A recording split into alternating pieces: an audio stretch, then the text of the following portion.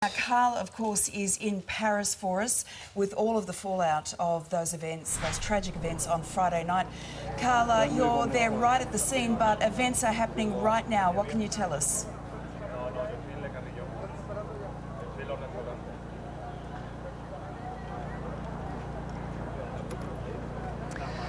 Lisa, good morning to you, and good morning to you all across Australia. Some technical problems here for us in terms of trying to hear you back there, but there was some quite panic scenes here not long ago, about 5 to 10 minutes ago here. We were outside Carrillon, which was the scene of much devastation on Friday night.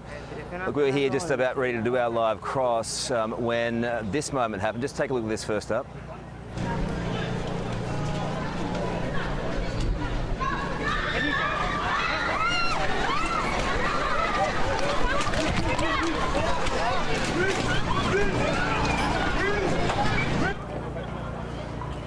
Yeah, so effectively, just to put you in the picture there as a bit of background, there were thousands of people who were coming here and gathering and mourning and also paying respects, and someone in the crowd, we believe, yelled out "Allahu Akbar." That wasn't confirmed, but one of our cameramen heard that.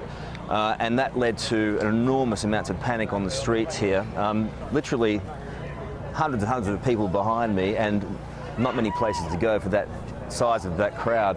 So they splintered off into different areas, and they ran down different categories and different alleyways, and that's when the police came in, very heavily armed police, into this particular area.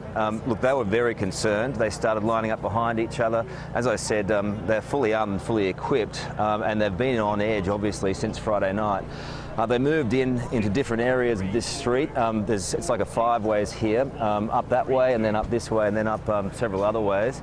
And after about 10 minutes from going street to street and door to door, and you've got to remember there are kids around here who were panicked. They were entering buildings very slowly, but there were kids out here as well, so they were saying go home, go home, go home to everyone that was on the streets here.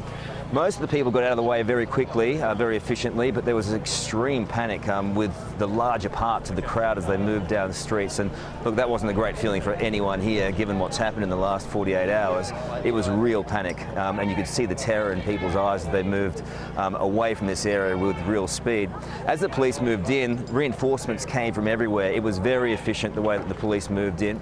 They were incredibly nervous about all of this. They were taking no chances with all of this. Their emotions, you've got to remember, are pretty high at the moment too, extremely high given what's happened. And after about 10 or so minutes of moving up this street particularly, they started moving back. They collected themselves here. They had some discussions, and now they've allowed everyone to come back in.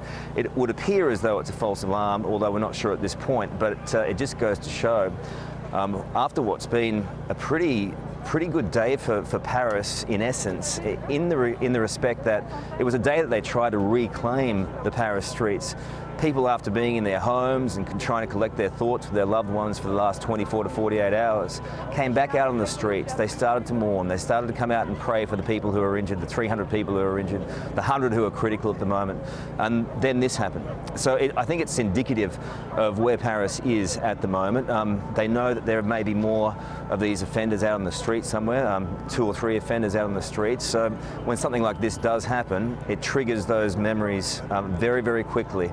And it means that they have to, try and do something, then overcome it. So it's kind of a vicious cycle for the people of Paris at the moment. But look, that was a pretty nerve-wracking experience for, I think, the locals who live around here. And I think that hopefully they're going to be able to collect themselves and eventually get back out on the streets again. But yeah, a tough experience just 10 to 15 minutes ago, Lisa. It certainly sounds like it, Karl. Just what's been coming in that we've been hearing is that there have been 7 arrests in Belgium. We're just waiting for confirmation on that. But obviously all of the associates of the men who were involved in this, and in one case, by the sounds of things, a boy who was involved in this, everyone is on very high alert. But that was incredibly dramatic scenes there, Karl, and we are just so very glad that you are safe.